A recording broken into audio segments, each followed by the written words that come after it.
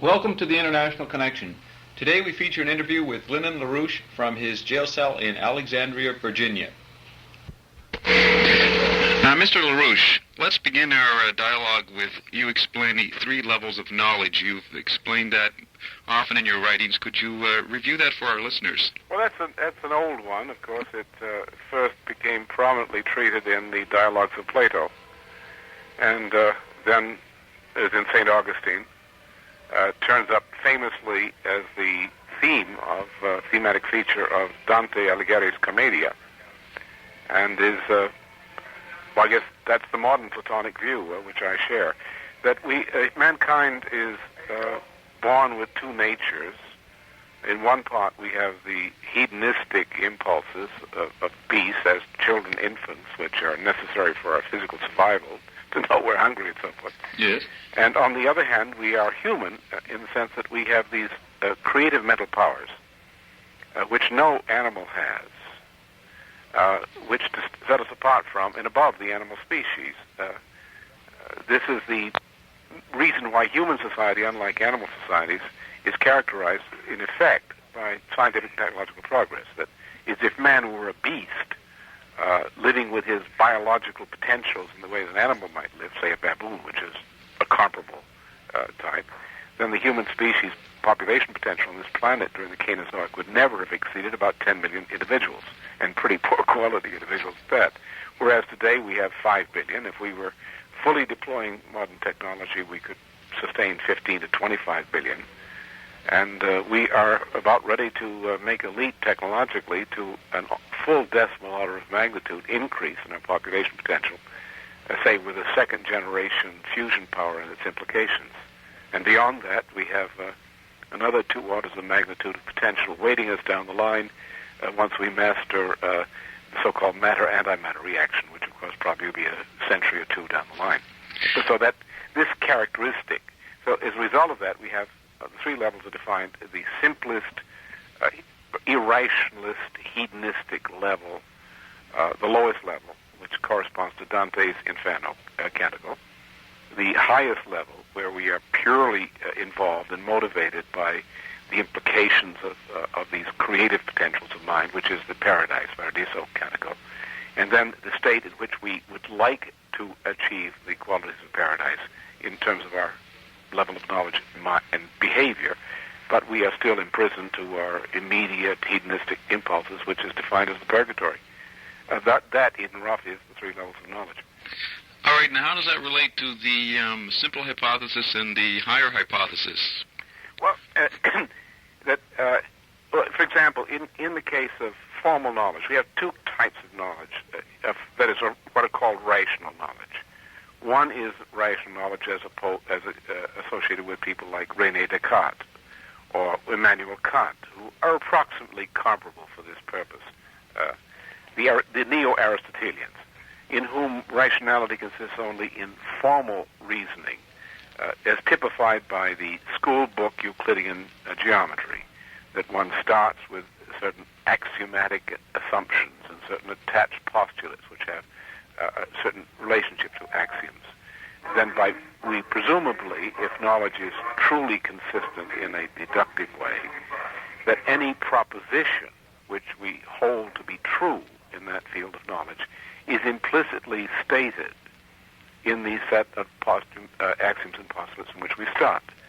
So in that form of knowledge, we can form simple hypotheses which have are like hypotheses in Euclidean formal geometry, that we look at existing theorems which have been proven to be consistent with the axioms and postulates, look at the axioms and postulates as a whole, say that given a certain challenging question, that we can construct a hypothesis which we believe to be consistent with existing proven theorems and the axioms and postulates.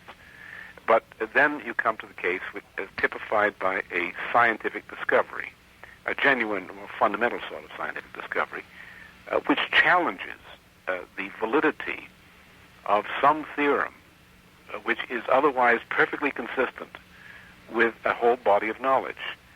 If that challenge is a valid one, it compels us to alter in a rather fundamental way some part of the axioms and postulates of the entire system of knowledge and to create an entirely new structure of scientific thought, what we call often a scientific revolution.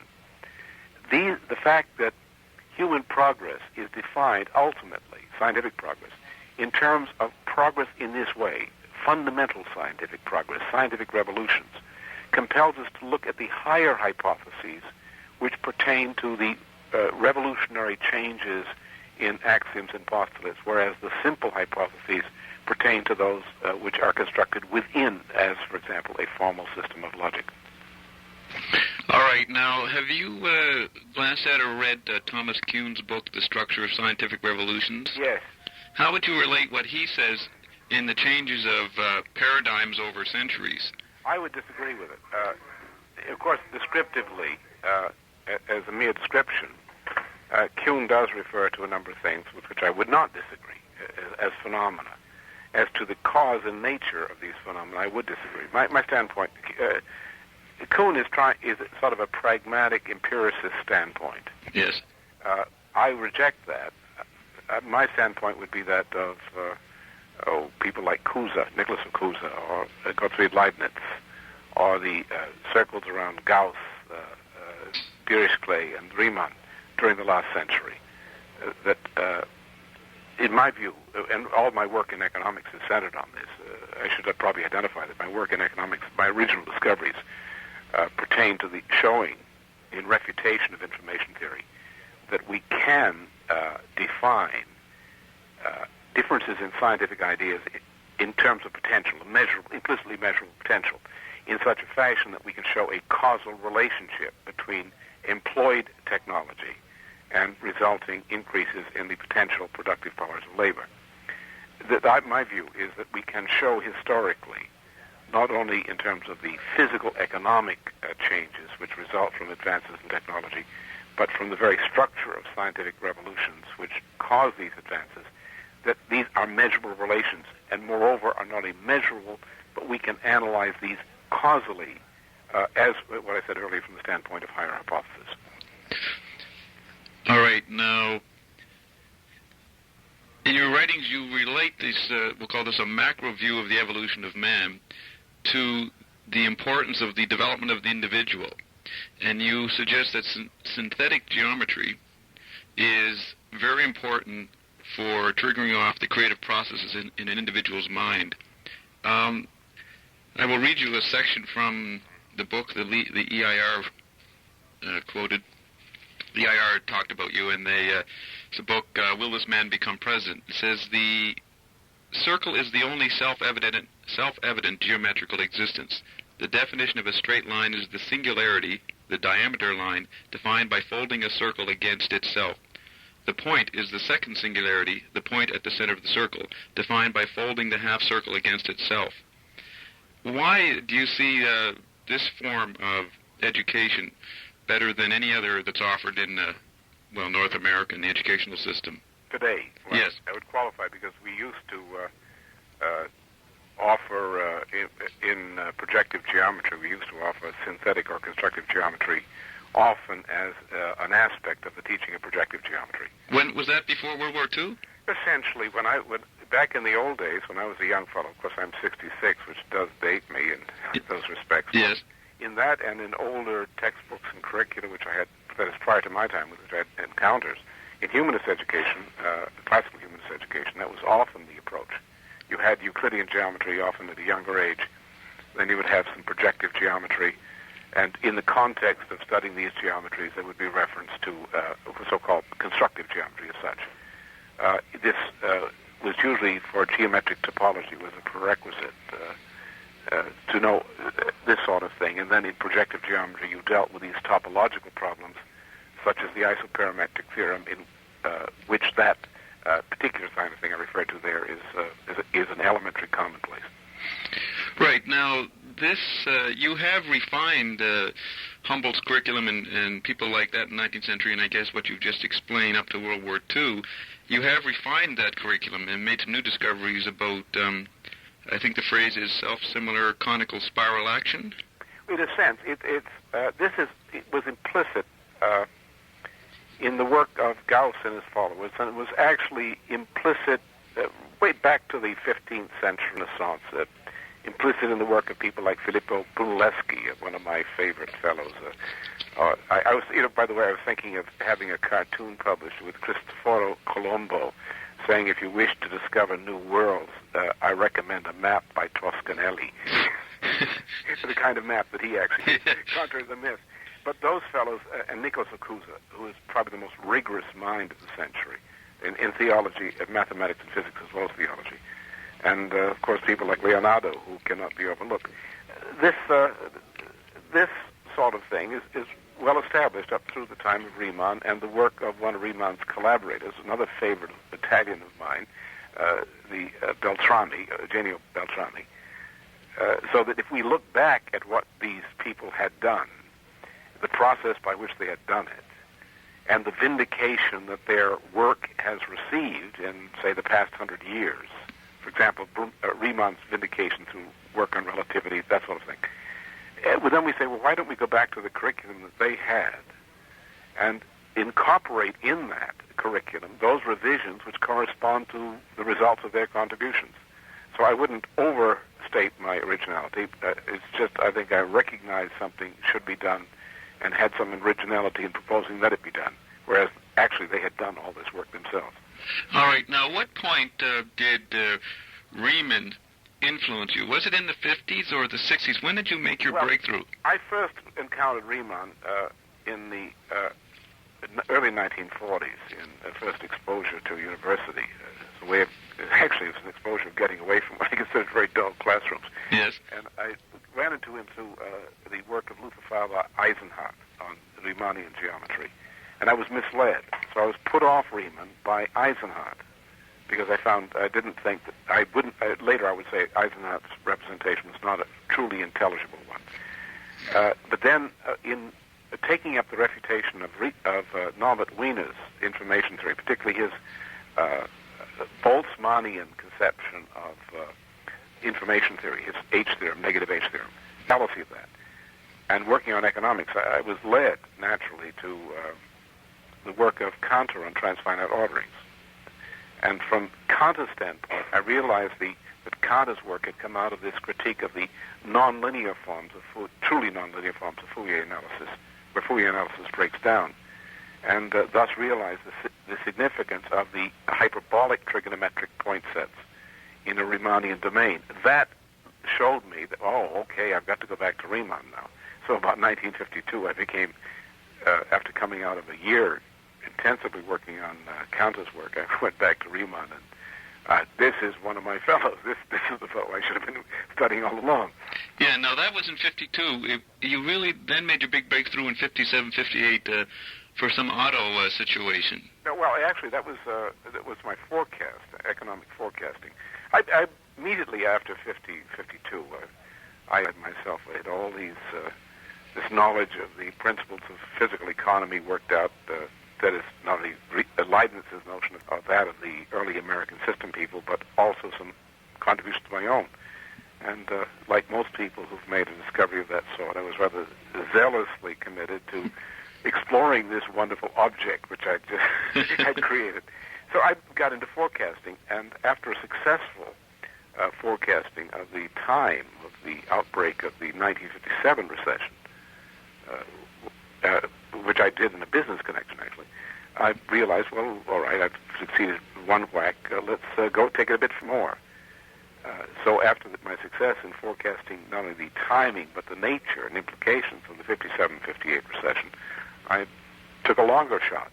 And I came up with another successful one, saying that by the late 60s, the Bretton Woods system as we had known it would be taken apart during the course of a series of monetary crises, which happened, and that led me to make some further forecasts.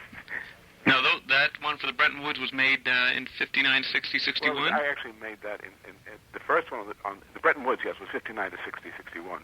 But on the 57, 58 recession, I was doing actually in 55, 56. All right, now to go back to the historical train again, in reading your books, in the earlier books, or your essays written in the Campaigner in the 70s, you discussed the value of Descartes. But by 78, 79, you are rejecting Descartes. What was the difference? What did you learn about Descartes in the mid-70s that sort of moved him to the side more? Well, it was a pedagogical problem, the pedagogue's problem. That I worked with two of my opponents, philosophical opponents, during that period and earlier, which I'd done in the 60s, in constructing a course, because I used the Socratic method. I would take Descartes, who's an accessible character for people who come up through a neo-Aristotelian sort of education, and Kant the same. Kant is a little more challenging for people than Descartes, more complicated. He deals with metaphysics more directly, and it's a bigger problem. You have to give them more grounding to deal with Kant effectively than you do with Descartes. So I would use Descartes as a whipping boy, but I would use it in the sense, well, you have to understand this fellow in order to situate the problems which we have to consider at the point he breaks down. I did the same thing with another fellow I really despised, Sigmund Freud, in a series on Beyond Psychoanalysis. Yes. With the same thing, is to take a Freud. All right, despise him. All right, let's take him. Yet, nonetheless, there are a number of psychiatry, useful and necessary work in benefiting people. Now, how do we look at this? As a Socratic approach.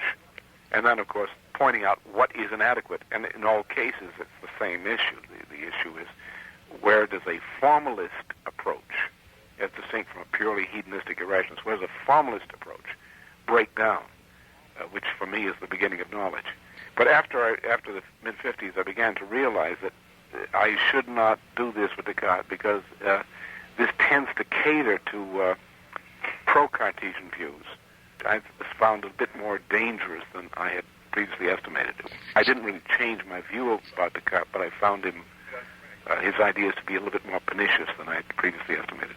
I see, yeah. So at first you were using him for a certain effect of stimulating his interest, and then you found that, well, the interest is stimulated led into the direction that you didn't want to go, so you dropped him a bit.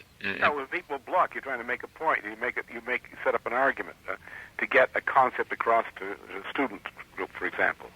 And you do this in order to, Descartes was useful to sort out certain things, to get things into a rigorously formal standpoint in order to show what was wrong with a rigorously formal standpoint.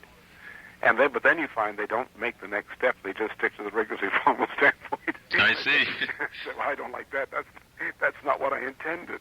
And so you realized that in the 60s, or in the 70s? Well, I knew what was wrong with Descartes all along.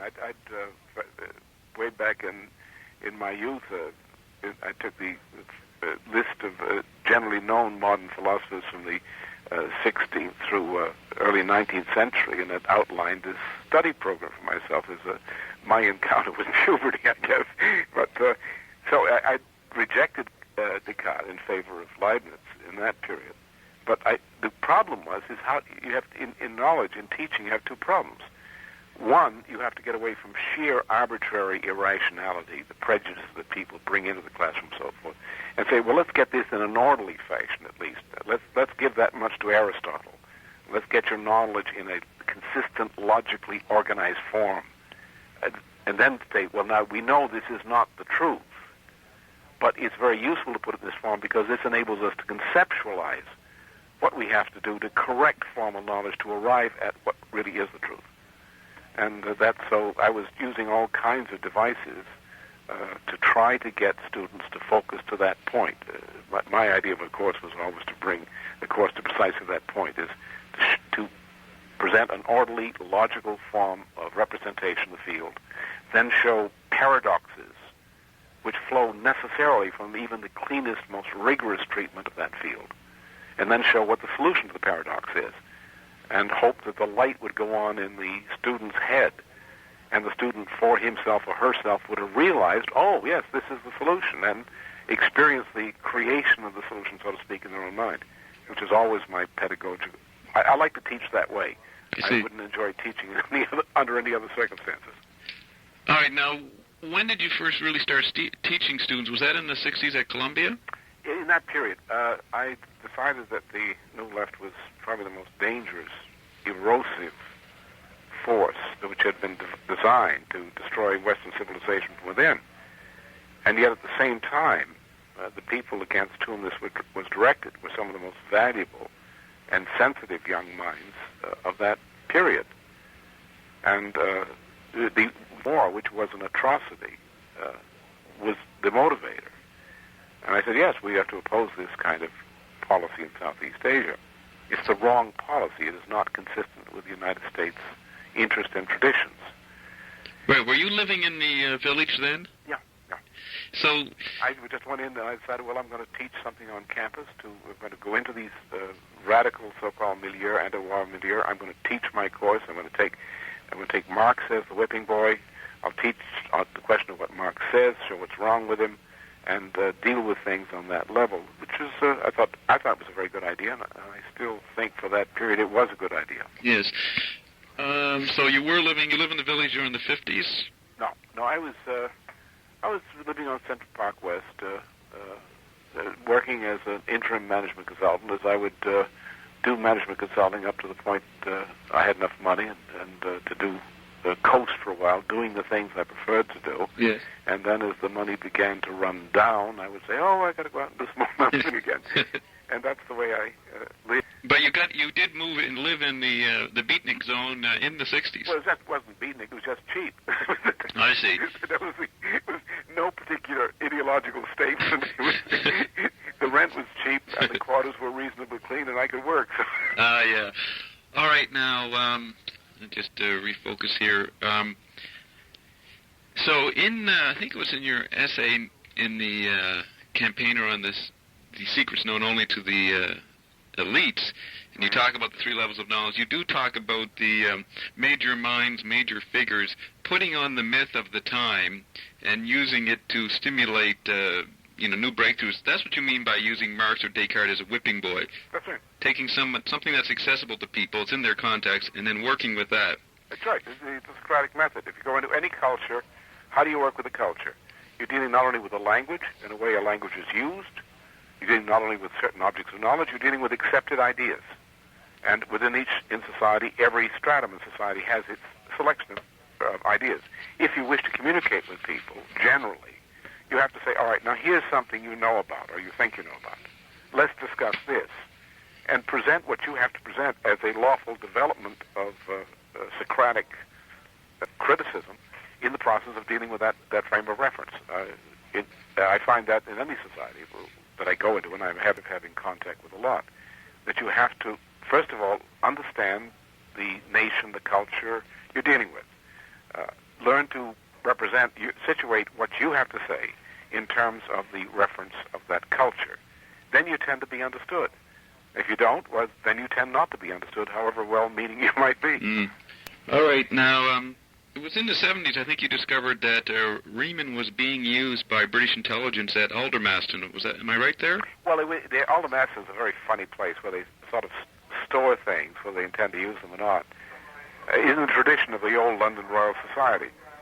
And some work on Riemann was being tucked away there by some people, but that is not so much hidden as the sense that you would have people in the university level teaching one thing, and yet at the same time in repositories of knowledge, small groups of people were coddling, preserving, nurturing, storing, whatnot, other contrary knowledge.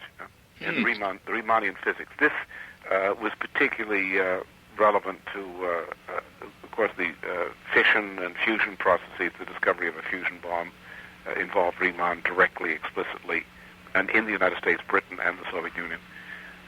Particularly Riemann's 1859 on the shockwave paper on the propagation of plane air waves of finite magnitude.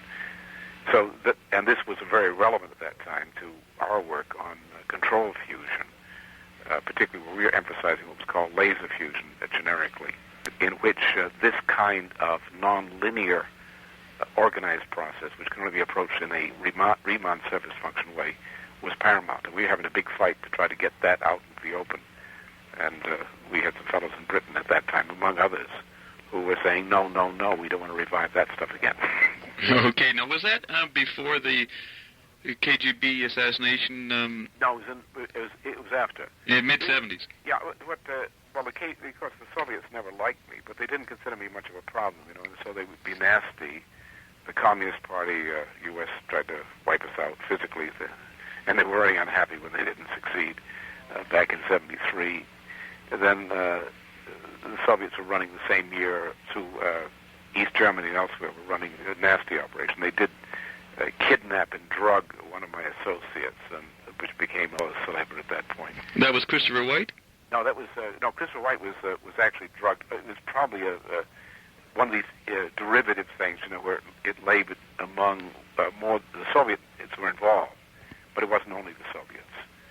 There were other people playing around with that and that thing. It was a drugging operation, essentially, a drugging chaos. What are these things they call a chaos operation? Yes. Go in and it's like throwing hand grenades into a meeting. Yeah. it's just the general effect is what's desired. That's what they did to Chris. That was Yanis Constantine George. Oh, Constantine George is the one who really got nailed. He was actually abducted in a very elaborate, from our standpoint, elaborate. And we had the proof. We had the hard proof that the Soviets had done it. Picture proof, which they had inadvertently published with his picture in the custody of a well-known Soviet agent, which verified his whole account. Yes. That's what had happened. That sort of thing. Then in '77, the Baader-Meinhof attack, which was two-edged. I was on the same list with Jürgen Ponto and the fellow Hans-Martin Schleyer, both of whom got it, and I didn't. I didn't not only because I was so smart, but because I was being assisted by 4 government agencies to keep me alive, and I had the good sense to follow their advice. You mean they were in touch with you, and you wouldn't see them personally? They would just tell you. We'd see them physically at times. They were around. I had what's called a steel shield around me. I see. And, they were around you. Yes, right. So if I stay in a certain physical area and obey certain rules, that I would be operating with a steel shield. And you trusted them to follow what they warned you about. Well, I was valuable to them. And you knew that. And so this was, I was doing things which I thought were the right things to do. They thought they were the right things, that I was doing the right things too, and thought what I was doing was valuable. So they wished to keep me alive. Can you name those 4 governments? Yeah, the United States government, people in the West German intelligence services, the Italian intelligence services, and the French intelligence services.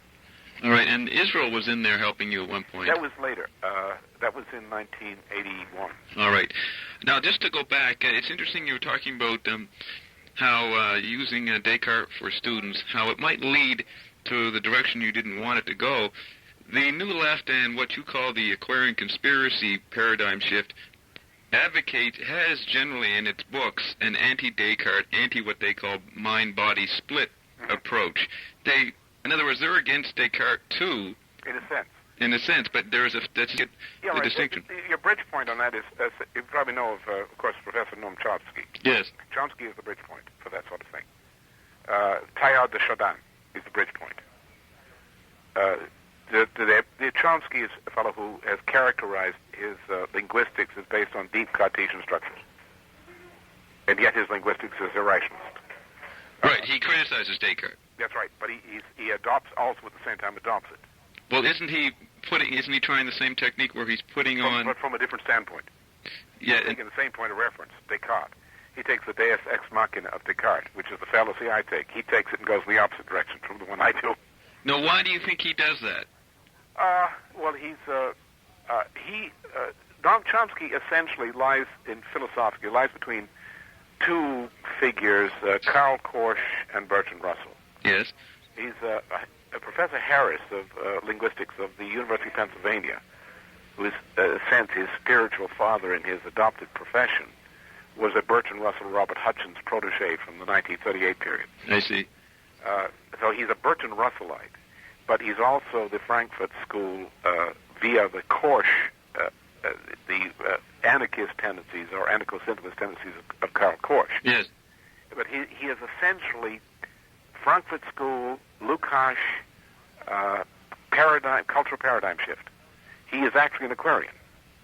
All right, let's stop at this. My shows are 30 minutes long. I'm going to have to stop this, sign off, and then I'll turn the tape over and we'll start the second part. All right? Okay, sure. Thank you very much, Mr. LaRouche. That's the International Connection for today. We'll be back next Sunday morning at 10 o'clock for more of an interview with Lyndon LaRouche.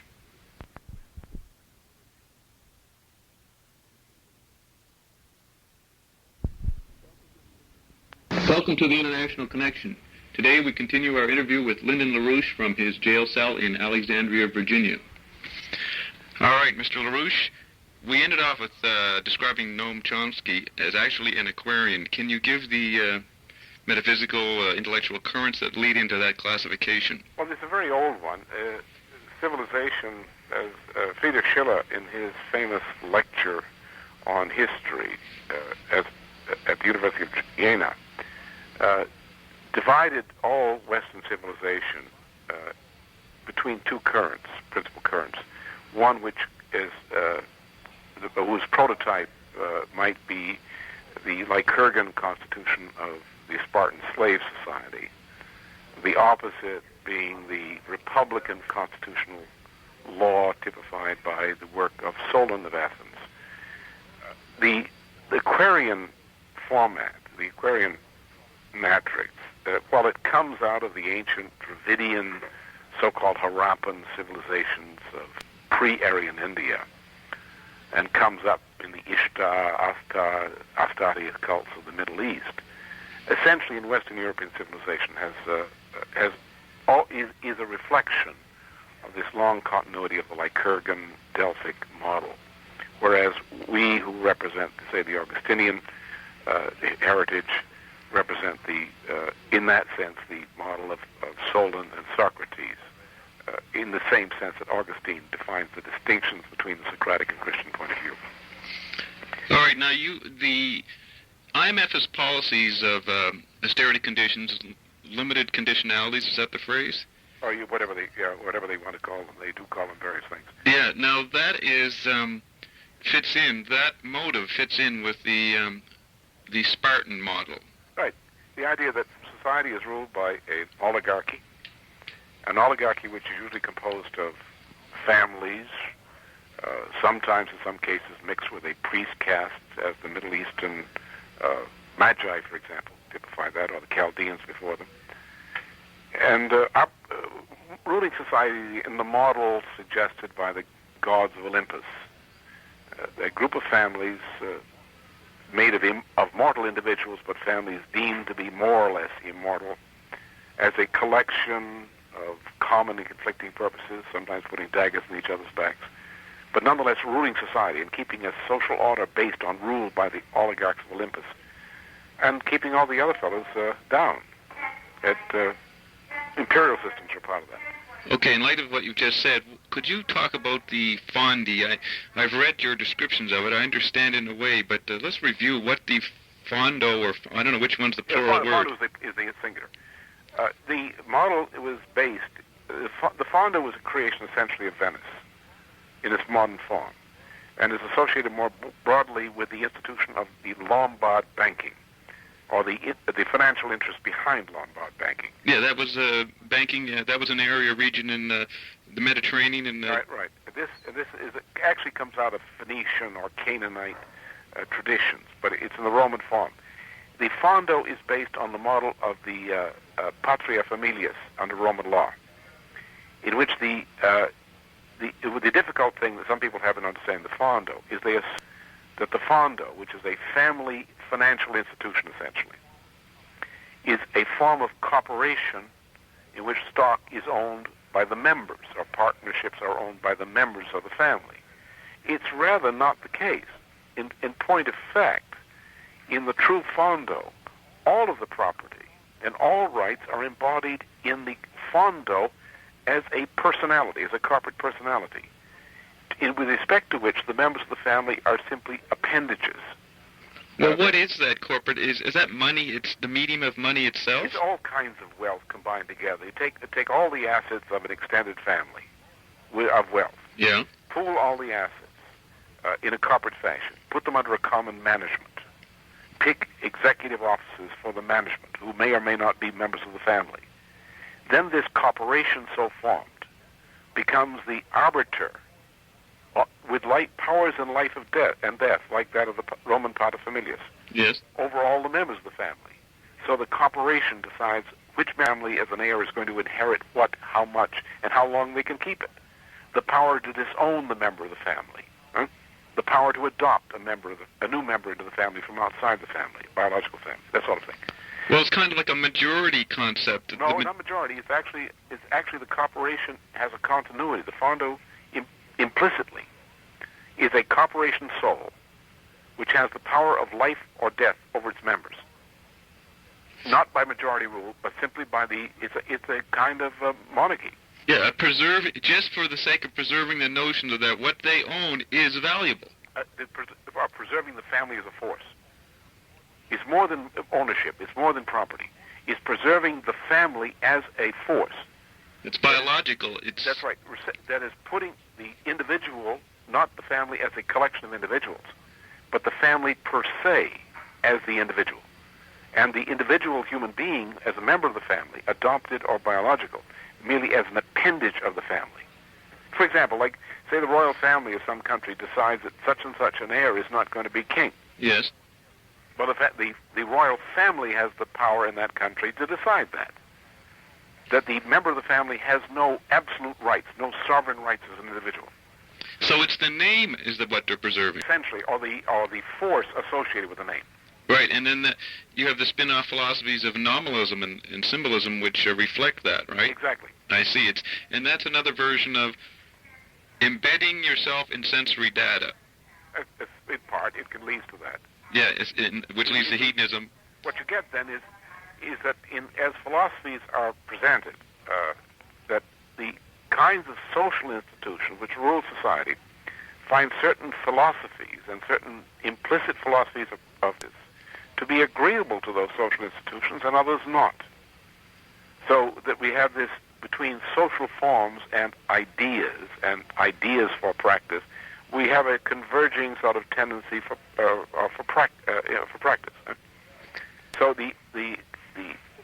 what has happened in the sense of, if one says, the success of Solon's and Socrates' tradition and heritage through Christianity, Christian civilization, we have this rising civilization, this unique and precious phenomenon of Western civilization, which has fostered scientific and technological progress despite all the ups and downs and horrible things that have been done by this civilization at various points in various ways. Yes.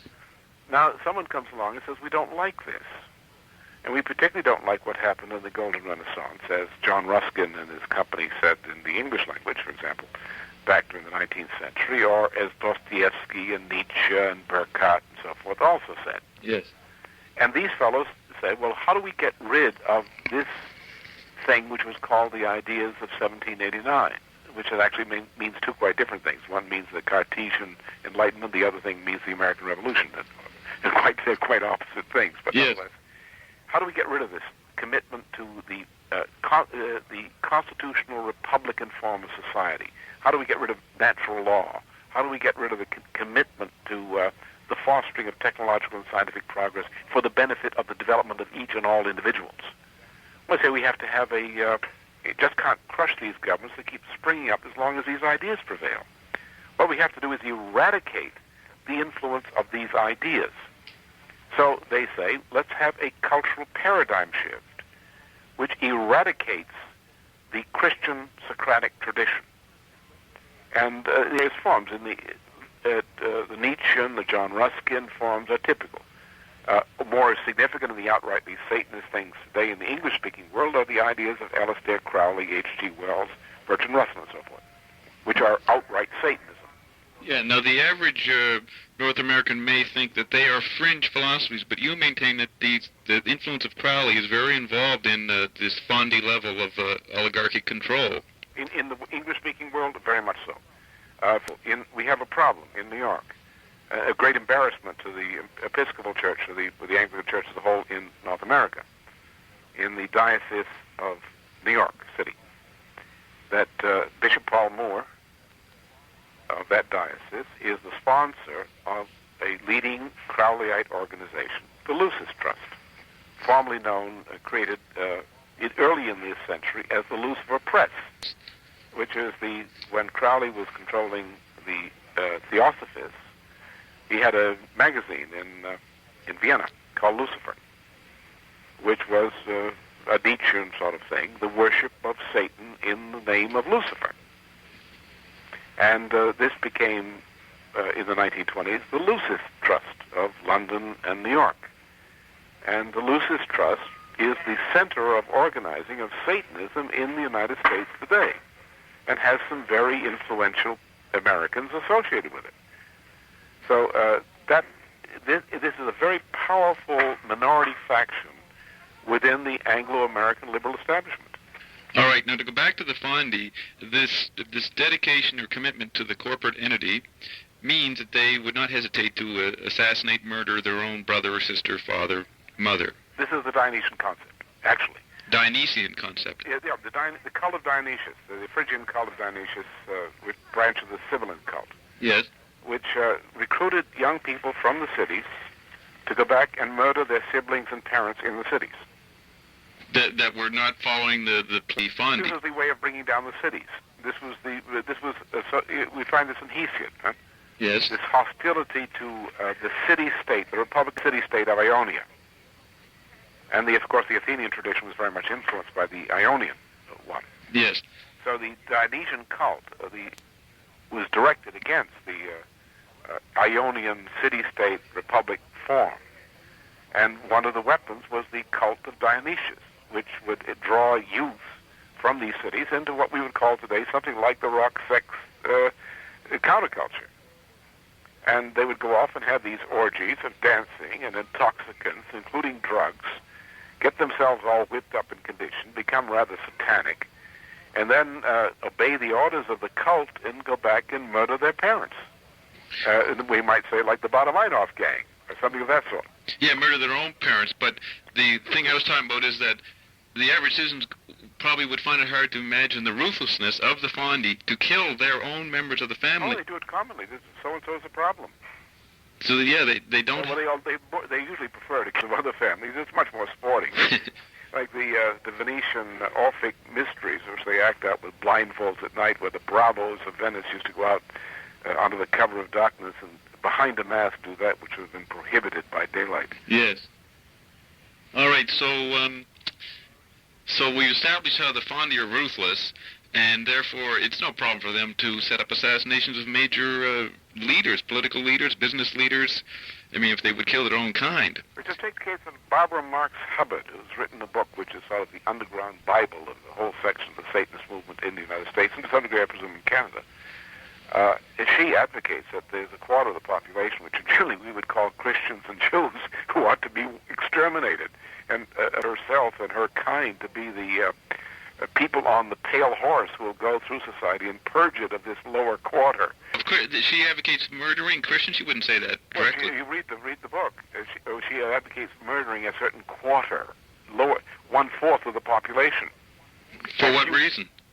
Well, with all kinds of this interferes with her conception of what mankind should be, and she says it's her idea of a cultural paradigm shift. Go down and exterminate all those who are the bearers of these undesirable ideas. All right. Now, have you ever had contact personal with Chomsky or Hubbard, or are these people who you consider Chomsky, yes. Chomsky's a funny fellow. We've had contact with him. But you haven't debated him publicly. Oh, I've offered to. He just sort of stayed away from it. Chomsky owes me something, It's but that's a story I wrote about. You may have run across. Yes, that was something back in the 70s. Back in the 60s. It was back in 59, 60. I was early on. The thing you sent up to the MIT. That's right. The thing I got indirected to a friend of mine who was writing the show. Yes. And he took it up to MIT, and Chomsky and Minsky produced the script to simulate what I said could be done. It's great. It's great fun. But he would never admit that. Oh, he might. You never know. Noam's a funny fellow. All right. So, just get back on track here. Have you heard of Stephen Hawking's book? I think it's something History of Time. I've heard the name. I'm not familiar with the book. All right. Well, he was one of the propagandists for the Big Bang Theory, I think, in the 60s and early 70s. Mm-hmm. And I want to quote what you wrote about the Big Bang Theory. Now, Hawking has retracted that. He's not a Big Banger anymore. But let me just give you the quote you wrote, I guess, in the late 70s, early 80s. The Aristotelian view, for which the methods used by Oxford and Cambridge alike are in fact derivative, describes the universe as originating with some form of Big Bang, establishing a universe in which elementary discretenesses, for example, elementary self-evident particles, are irreducible givens, Such a Big Bang universe is presumed to be consistently governed in its internal relationships by permanently fixed laws of the sort which might be comprehensively expressed by systems of algebraic equations. Now, I just thought it was interesting that Hawking is now talking about the possibility of many other dimensions and has rejected the Big Bang theory. What would you say is wrong with the Big Bang, and I wonder if it would overlap with Hawking? No, the idea of the multi-dimension thing is a wrong concept. I'm familiar with that. That is a dead end, unprofitable. It's not the problem. The way to look at this is to have fun to looking at. Is go back to Newton. It was great fun on this thing. Yes. Newton, of course, admitted that insofar as what people call today the second law of thermodynamics or general entropy appears in his system as it does, he says that this, of course, is absurd, and no sane person would think that this is correct, the correct view of the universe as a whole. And he adds that, however, that he's required to do this not because he believes it's true, but only because his choice of math superimposes that impression upon the data. Right. So now the point is very. And this was taken up, of course. Notes of this was taken up by Leibniz in the Leibniz-Clark Newton correspondence, the famous collection. Yes. The problem is a very elementary one, is that if you construct a linear model, which all, say, formal Euclidean or Cartesian analysis are, axiomatically, then you must present mathematically an image of the universe which is what they call entropic, which means that if you accept that consistently, as Aristotle did in his own way, then you are compelled to presume that the universe was created by some big bang and that there were no laws prior to that point. And that solves your problem. See, no laws existed. Laws were created with the Big Bang, and therefore laws existed. Laws were created with the Big Bang, and therefore, since you cannot axiomatically go before the Big Bang, the universe is running down consistently, and the laws are quite linear and quite neat from there on in.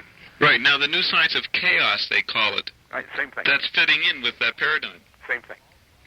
The only alternate to that, if any interesting in astronomy, of course, was the line which was taken by Hoyle in this Hoyle's pulsating universe, that it doesn't either, it sort of bangs and then unbangs. You know? Yes. The pulsating universe. It's all nonsense. The universe is directed. The universe is actually negentropic, and that's the problem these fellows have, and that's where this new dimension thing, as you indicate, I know of the thing, I don't know it in Hawking's connection, where that breaks down, is that the universe is inherently negentropic. That is, where it's constantly going to higher states, but that's a big subject in itself. Right. Now, so if Hawking fits into this British Royal Society paradigm, this Aristotelian view, then would you suggest that the promotion of Hawking in all the media over the past year is an operation of the oligarchic British intelligence group? In a sense, it's like garment fads.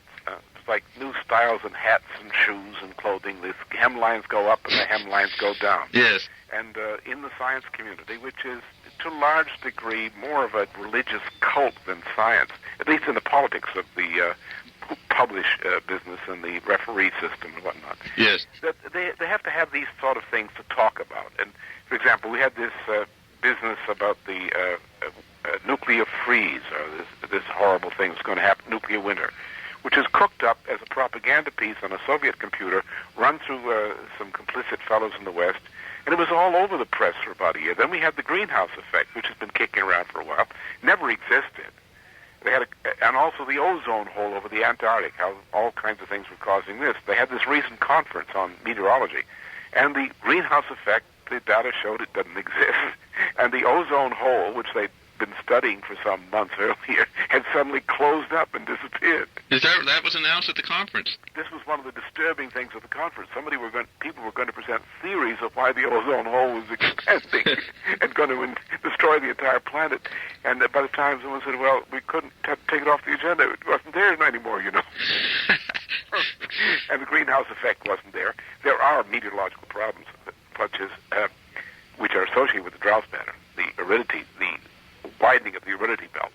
But this is associated actually not with a simple heating phenomenon, which is not there.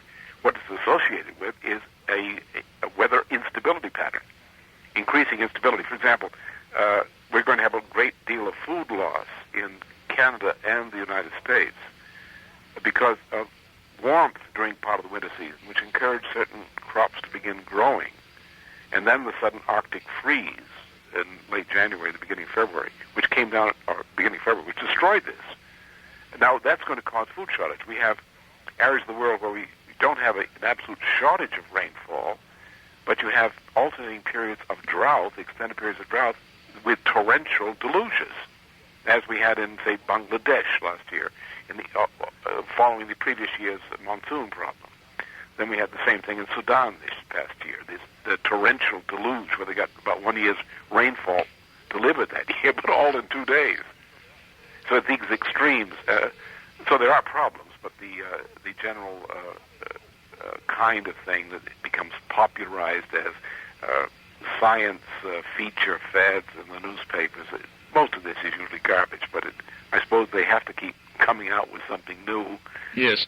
Like hemlines.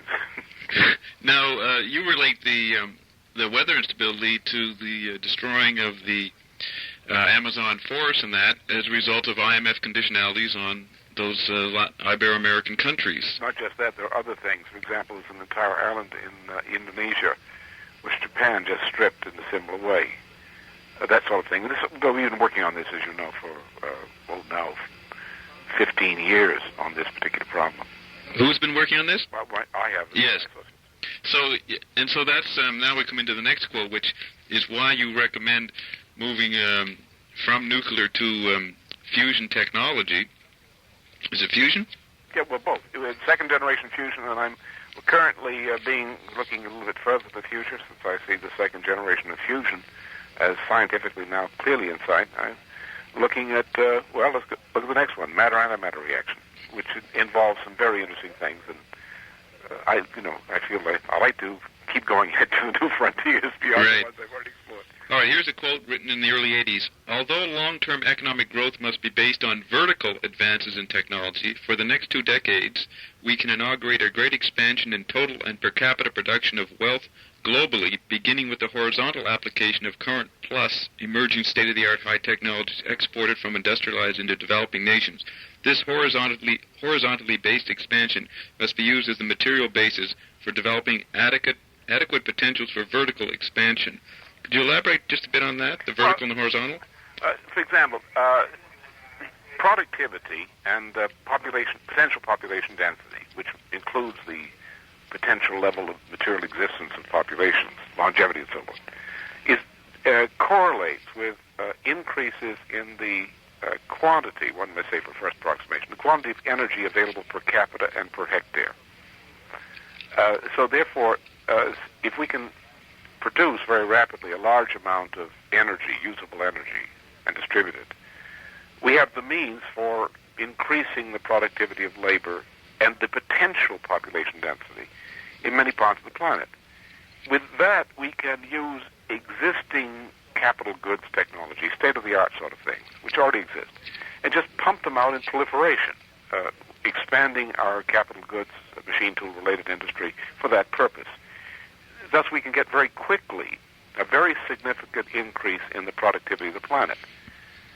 That then gives, in turn, the means for a rapid expansion on that broadened base of the advanced machine tool industries. So when I say vertical industry, I mean essentially the ratio of producers' goods production to consumer goods production. All right. Now, in general, the alienation supposedly in the West is too much work, it's too hard, too much consumption. The technologies are creating a lot of disservices and side effects, say, for example, in medicine, the medical drugs. What do you say to that kind of criticism of technological expansion? You got two problems. You got one problem, the idea, the opposition to scientific progress. The idea to hard work, at least if it's meaningful hard work, is absurd. That's how the human race survives, is by scientific progress and hard work. But what about the stress factor of the computer environment causing such a speed up? Oh, the computer is a problem. Digital computers, because they are what they are, to the degree the human mind is which is not digital, is subordinated to digital processes. Ah, yes. This is dehumanizing and is stressful in that sense. You can get the same effect with Go, which I observed some years ago and started to learn the game of Go, and found that if I concentrated on playing Go over a couple of days, say on a vacation, and for long hours each day, I began to rearrange the faces of my friends in Go patterns. And I said, no more of this. And I saw a similar phenomenon, of course, among computer programmers and people who work, that they would tend to get in that kind of very strange mentality. And I said, I don't want to do that to human beings. Right, well, that's partly what McLuhan talked about, is the effect of the technology on one's psyche. That's right. So you would agree with that part? Much, yeah, sure. You have to think, when you're using a different kind of technology, you have to think about the way in which you use it and the effect of the way in which you use it upon the human being who's using it. It's just like constructing a house. Well, I suppose these days, with prices as they are and circumstances they are, people are very happy to have any kind of a decent house. But in a good, well-ordered society, people want beauty, a sense of beauty, kinesthetic in terms of movement, acoustically, visually. We could build that sort of thing, and therefore people should have beautiful, aesthetic places to live as well as ones which are merely functional. Yes, we must consider that sort of thing. Right. Now, but so basically when you talk about technology, you're talking about energy potential, the basic energy-producing technologies as the real development, evolution of the universe. I mean, computers, they don't make energy. They're part of the energy system, and the excessive... How would you organize the use of computers if it is causing stress? I have two things. First of all, a computer, the way we're using it, is not so much the problem of the computer as such. So there are problems which got me out of the field. Years ago, I saw they were incurable. Yes. So I said, I'll take my professional activities elsewhere until society comes around and realizes the need to correct these mistakes. But the computer is not a productive instrument. It is essentially a means of administration and control. It is actually a labor-saving device of administration and production control. Yes. And we should use it that way. What we're doing is we're creating paperwork, in effect, paperwork procedures for computers.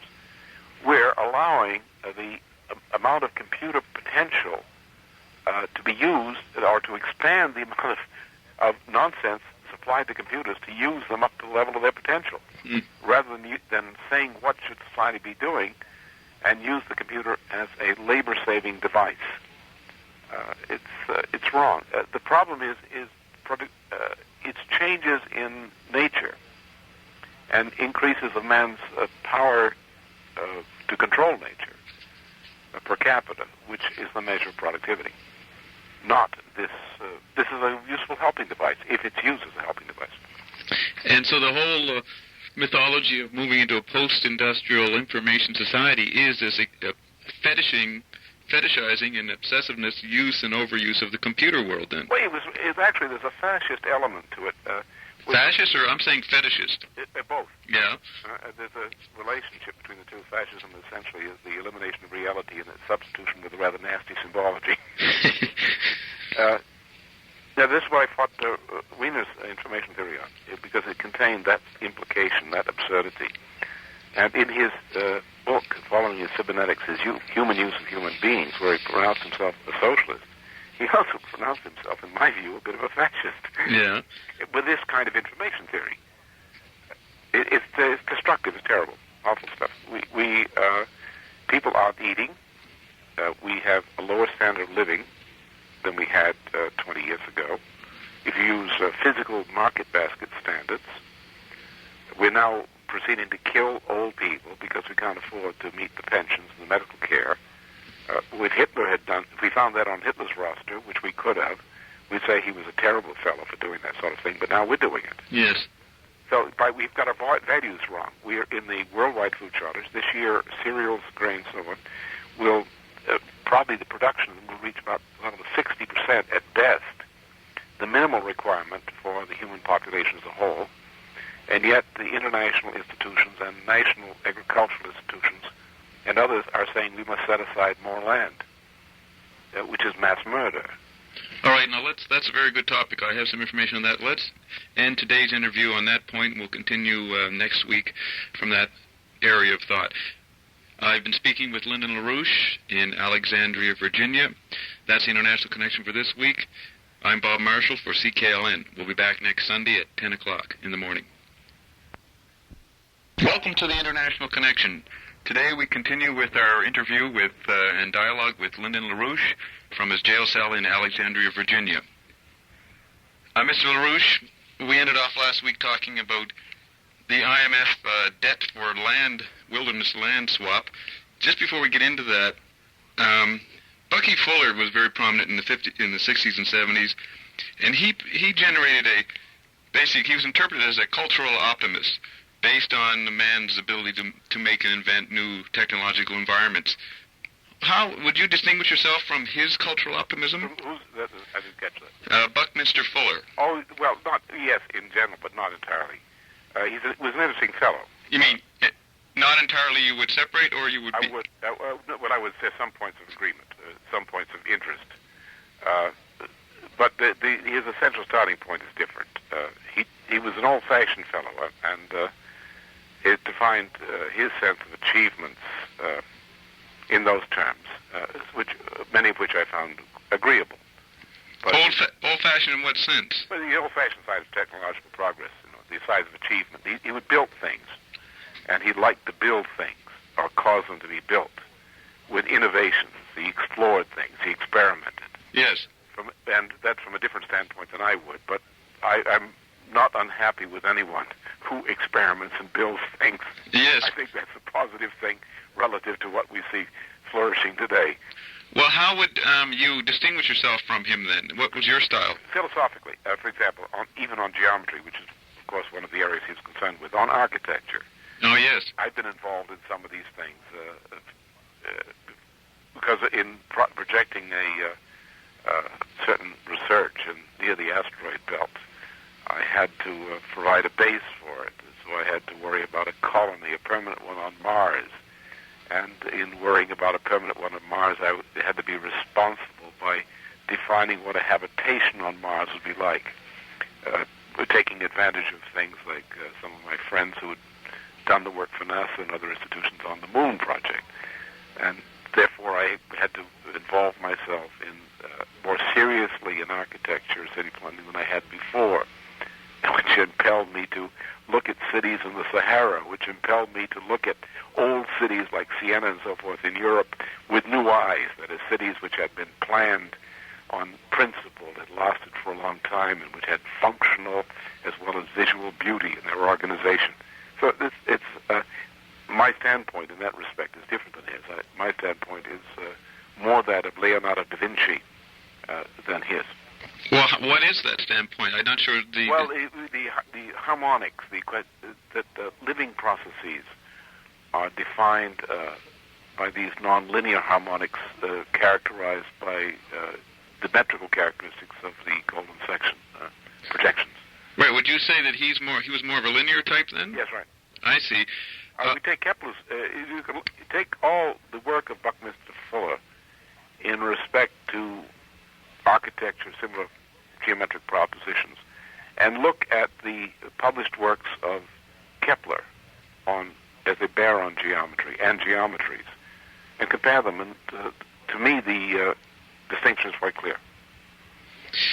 All right. Now, I noticed in your TV special on A Woman on Mars, you did have geodesic dome designs for the living spaces on Mars. I mean, that was Bucky Fuller's invention, right? Well, I didn't actually do that. What I did was did the configurations, and then some artist decided they used Buckminster Fuller's geodesics as a way of implementing what I had specified. And I thought, well, fine, that's amusing. That's not unsound. Well, do you think Bucky Fuller was used by the Cheney Foundation in the oligarchic paradigm shift?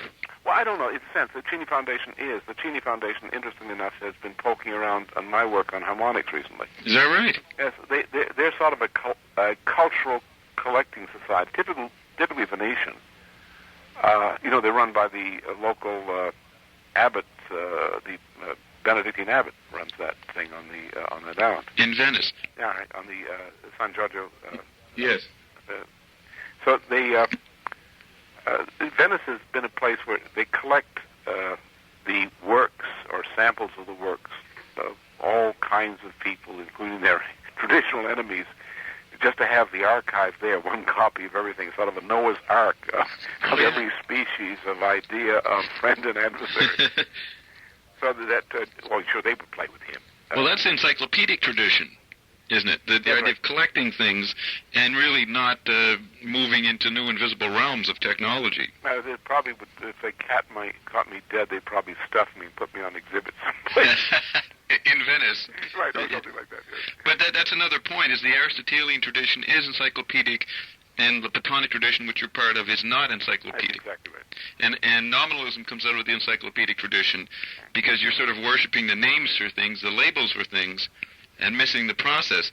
Now, I think I have the quote here, which describes very nicely your expression of this. Let's just go back while I look for it.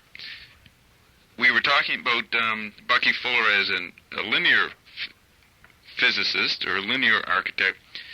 How is the nonlinear aspects that you... When did you get into the nonlinear parts? In the 60s? When was that discovered? I've always been concerned with nonlinear things ever since I first was exposed to it about puberty. I don't think it had anything to do with puberty. It's just that I was confronted by this notion through my work on Leibniz, and the number of things of Leibniz on his philosophical works in particular. So the Odyssey, the monadology, and the treatment of the monadology.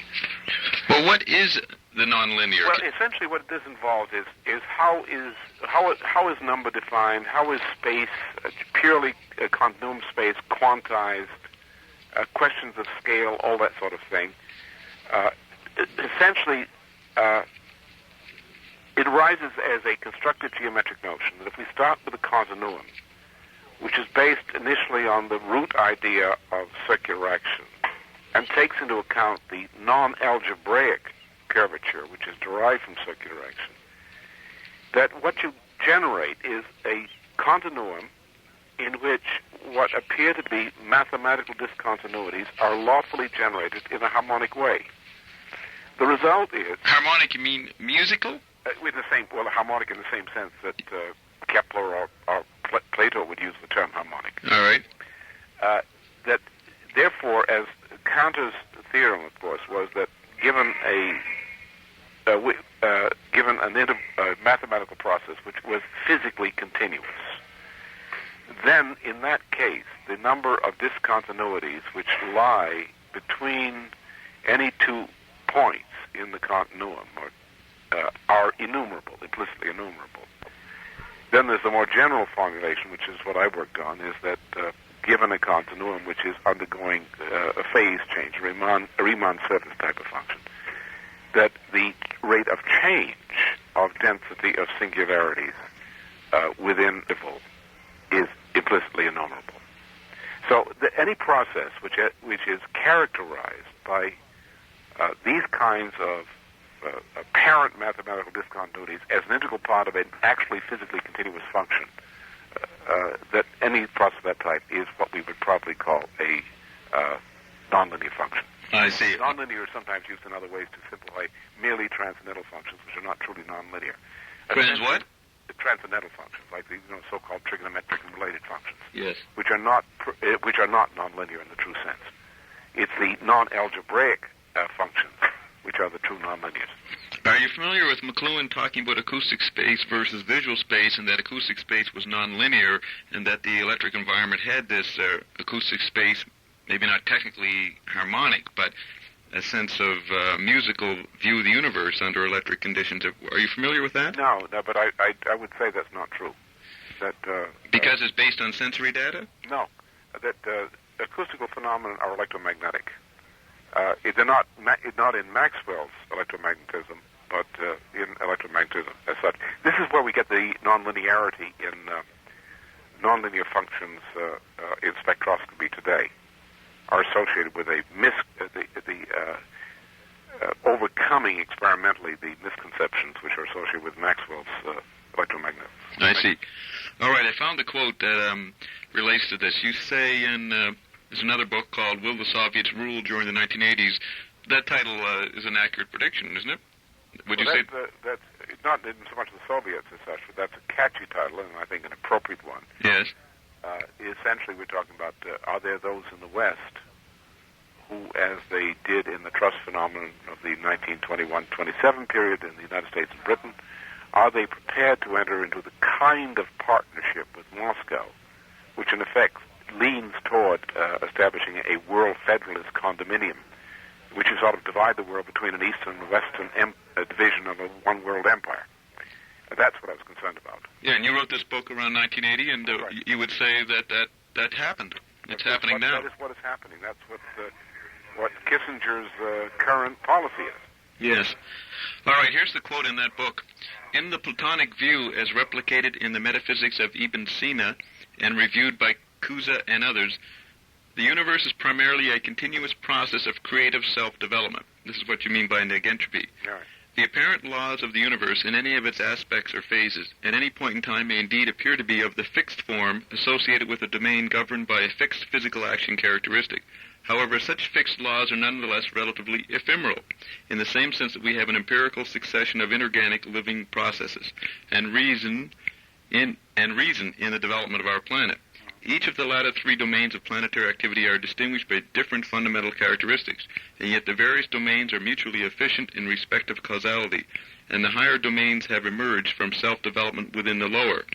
These Riemannian domains are multiply connected. Now, that relates to your notion of causality. Maybe you could elaborate on that. Oh, this is the problem which I maybe reference a current problem which concerns me very much. To put it in formal terms, the Riemann surface function is an adequate representation, in general, of the pathway a process must take, a nonlinear process must take, in the course of proceeding from one phase space to a lower or higher one. But the fact that this shows itself to be the possible route of development does not mean necessarily that it occurs. So the question is, what would cause the fact that something should or could happen is not sufficient reason for it to actually happen. So the question is, what is the causal driver which would cause these changes to occur? Yes. Now, therefore, I've placed emphasis on the contributions of Eugenio Beltrami, who was a collaborator of Riemann and who raised this question with him in a very meaningful way. Is how do we introduce the negative curvature problem, as Beltrami defined it, into the Riemann surface function to generate what might be called a Riemann-Beltrami surface function. Who called it that? I would. Oh, I see. Okay. I mean, if you do what Beltrami proposed, as I view it must be done, I would say, well, what we're talking about here is what we would call a Riemann-Beltrami function. Yes. The Riemann work is, we don't throw it out, we recognize what the modification is that has to be introduced. As Beltrami indicated, how you deal with a Riemann surface function to project a negative curvature on it, which takes us into all these wonderful isochrones, tautochrones, and synchrones generally in geometry. And so the question of causality to me is located fundamentally not in what causes one particle to bump against another, but rather in those processes or laws which govern the way one kind of phase space is transformed into a different, higher quality of phase space. And the sense that negentropy, or the increase of higher states of organization of the universe, is the general driving force which drives the universe. And the hypothesis, the higher hypothesis, means not finding fixed systems that everything has to be fit into or imposed upon. There's an open-endedness to your view of how to... There are laws which govern the way new laws must be formed. That is, the universe does not create new laws in the sense of laws of phase states arbitrarily, but there is an ordering principle which governs what is the solution in terms of a higher phase state for the limits of an existing phase state. And that's a continuously refined process because you find new factors involved in that. I'll give you an example of this. The best example is take the isochronic curve. If I were to represent relativity, special relativity adequately, which a friend of mine is supposed to be working on in dealing with the problems of the orbit of Mercury, then what I should do is take an envelope, a Leibniz-Huygens Monge type of envelope, for a series of isochronic curves of different curvature. Or we could do this with catenaries, for example. Yes. And with that kind of envelope, or a pair of such envelopes, with certain qualifications I'm going to go into here, but a pair of such envelopes gives us a series of non-algebraic numbers implicitly, or numbers which define ordering of non-algebraic numbers, by which we can define in a better, more efficient, more direct way the special relativity characteristics of a phase space. But the underlying thing here is this. If a law of the universe is truly a law of the physical universe, under the conditions that laws of the universe can't, particular laws of the universe can't evolve, then for a law of the universe to be efficient, it must be efficient isochronically throughout the universe. So the conception of law from this standpoint, of this situating the notion of law in such higher order envelopes of isochronic possibilities, that is what I mean by, in physics terms, of a hypothesis of the higher hypothesis. I see. Now, in the, I've studied a bit of anthropology. Have you ever read the author Edward T. Hall? No. The book was The Hidden Dimension was one of them. The silent language. He goes into how the confusion in the United Nations or between different business people around the world, when they confront another culture, for example, Arabs like to stand closer to Westerners than Westerners are used to. You know, that kind of anthropological discussion of gestural communication, which causes confusion between cultures. Like certain cultures, if you touch them on the shoulder, it means something totally different than what we would mean in our context. What do you think of that kind of knowledge brought into the political? Well, just I think it's really not too important. As a matter of fact, if it becomes functionally important, it's because you haven't done the most important thing. Essentially, all human beings are the same. Essentially. Huh? Though there is a lot of schools of thought that would disagree with that, right? Cultural relativism. They're all the same. Now, to establish that sameness, in fact, you have to come to an agreement about what is really important about another person or yourself. Huh? Yes. And if the two of you agree about what's important about all human beings, then you find in each other that which you love and admire the most. Now, if you've done that sort of thing, if you say, all right, we're human, your child is human, I enjoy the development of your child, even though you come from a different culture as much as a child from my culture, I get pleasure from seeing your child develop. Yes. Then you don't care about these secondary nuisances so much. And if they come up, they become bothersome, you can cope with them from a higher standpoint. I'd like to write to you, I have many of my friends who say come from Buddhist cultures in Asia. Yes. So shall I let the differences among different kinds of Buddhist culture, and there are some pretty strong ones, as between the lesser vehicle and greater vehicle, or between the Japan variety of Buddhists and some others I know. So I'll let that stand in between us and let these little bothersome details, differentia of habit get between us. I have to be a little bit sensitive, watch for them, be aware of them, learn about them, recognize them when they occur. But if we are, my friend and I, in each of these cases, if we understand what is fundamentally important about being human, we have something which ties us together so strongly that these little secondary problems we work out quite comfortably. Right, so that without an understanding in our education of the basics, that's why cultural relativism and the thought forms that come out of that get in the way, kind of a, smoke in the eyes. What parent who loves a child wishes the child to live with a 25 or 30-year life expectancy of misery? And if the culture in which they're living reinforces misery, and they find that in our culture we can give them something which leads in a different direction, most of them would be quite happy with that. It's a matter of showing love and respect for people of different cultures, showing what we call goodwill. And if we have something to give them, and we give it to them in that spirit, they generally will receive it in that spirit. There may be a lot of fussing about that, but we fuss with our closest friends about ideas when we really like each other. But we'll get into terrible fights about things which we finally come to agreement on. So what's wrong with that?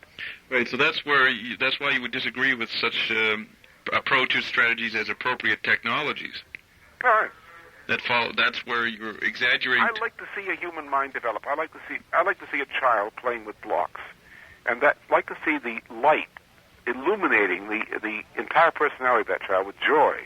When the child realizes that it has made a discovery, which is its own original discovery as far as it's concerned. It wasn't taught it discovery. It learned it by itself through its own powers, and it sits there in absolute delight that it's learned what it is for that child, a new principle. I love that. And I think most other people love that in human beings.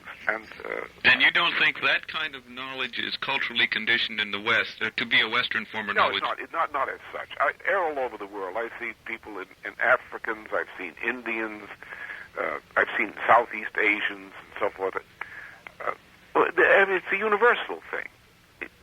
Anyone who loves their children, as we love our children, even in their own terms of reference, the very possibility of the kind of love which is called in the original New Testament Greek, which is called agape, or in Latin caritas, or in the King James version is called charity. That quality of love expressed by a parent toward a child, in any culture in which that is a value, we have immediately, in terms of that point of reference, something in common to work from. I see. All right. Now, have you read much of William Irwin Thompson's literature that comes out of the Cathedral of St. John the Divine in New York? I don't get into that sort of thing much from those sources. Yeah, you don't read their literature. And the Lindisfarne stuff in particular throws me off. That's Satanist stuff I can't stand. In what sense does it throw you off, though? Well, because it's Satanist, the Gregory Bateson operation. Gregory Bateson... I last ran into Bateson. I didn't actually go down to see him because I abhorred the fellow. But I was speaking, a meeting actually with some industrialists from Detroit, auto industry and so forth. This is in the 70s? 78. And downstairs, of course, my people, I was doing a security check in the hotel. Yes. Because unpleasant fellows who would like to have me removed from this planet service. And they said, we got a problem now. I said, what is the problem? We got Gregory Bateson downstairs. Oh, he is a problem. What's he doing? He's lecturing on witches. So one of our people gained admission to the meeting to audit what this fellow was whooping up below. And he was giving a lecture on witches. He was traveling in the United States organizing for the Wicca cult. And and then, of course, we know what goes on in the crypts down underneath the Cathedral of St. John. About every heathen atrocity in the world is represented in those little chapels. Yes. So, do you have proof of that? Oh, yes, we have eyewitness sort of thing. We had a fellow who was attending a rally. He got himself all up in this great cloak thing for the moaning and groaning down there in the basement in one of these installation ceremonies for new members of the venerable and hospitaller order, Yeah, the Knights of Malta. Yeah, or the Anglo-American version. Right? Yes. And it was a terrible moaning and groaning, but his presence was discovered, and he was scampering out there to the premises, pursued by two fellows who appeared intent on homicide. So we've seen these sorts of things, and we know Bishop Paul Moore very well, including the embarrassing fact that he was a co-sponsor of the formation of Jim Jones People's Temple. Well, what is he? He doesn't sue you about the accusations. Why? How could he? It's all factual. It's published by For example, they've held press conferences to announce the Wicca cult's installation in the basement of the cathedral. So here's the leading Satan cult of the United States has its headquarters officially in the basement of the cathedral. It's Episcopalian, the cathedral? Yes, right. Yeah. Oh, there's a great riot, in the Episcopalian Anglican ranks generally. A great what? A riot. A riot? You mean a real debate? Schismatic riot among those who like the Common Book of Prayer and those who would rather have the Alexandrian Gnostic Gospels. All right. With women priests and who knows what else going on. All right. Now, the reason I bring up William Thompson is that he would have a different view of the evolution of technology coming out of primitive, food gathering societies and into agricultural societies. You have a different view of those origins. I think does it originate in the sea? Not exactly. It may or may not. It obviously has to in some sense. But take a very simple calculation. Start with physical economy. Take the Cainozoic period, about which we know something, and we can compare that with some modern cases, or relatively modern cases, on animal populations and so forth. What was that case? The Cainozoic period. Okay. The relevant period of human existence scattered among the various ice ages. Right, the CENOZOIC period. Right. Well, I guess that's become now precious. I suppose one should say the modern period. I don't know, but I was educated in an old period, and I keep saying Cainozoic. All right. So you can estimate, about 10 square kilometers per average of land area of the planet required per individual. Now you say, how do you get from that level, which is life expectancy well below 20 years of age, monstrous condition of human society, more precariously situated than troops of baboons. How do you get from that to something which resembles civilization? Well, from a simple standpoint of efficient energy density per hectare and per capita, you can't. So the evolution of agricultural society from a primitive hunting and gathering society is just not possible, except in one case. The only place it's possible is through the aid of fishing, and with particular advantages around the mouths of major river systems in those periods. So a seafaring culture. What would tend to become a seafaring culture. And then we have something more concrete than necessary speculation, necessary reason. You have once you get out of this biblical archaeology of the 19th century and early 20th, trying to pick Usher's date and date creation to exactly some time of the day on 4000 BC, 4 BC, that we find that we have a very interesting situation at about 6 to 4000 BC in Central Asia, with a very highly developed culture, as attested by the accurate astronomical information in some Vedic hymns. Yes. And these which involve very low solar cycles, and so we say that astronomy did not begin with lunacy. It began with solar calendars, astronomical calendars. And lunar calendars are something that came later and very specific. So we do know that from that standpoint and other evidence that maritime cultures are the most natural vector of development of human society, and things leading into maritime cultures and the development of a riparian or analogous type of culture of maritime culture is also the case. For example, that's a long story, but the tracing of the history of seed stocks, of types of seed stocks, we find there are a few common points which are fairly well attributed to show that a distribution of seed stocks, which is necessary for an agricultural society, developed by a maritime society. And so we can see that picture fairly clearly. There is a process of development, not a Darwinian natural selection process.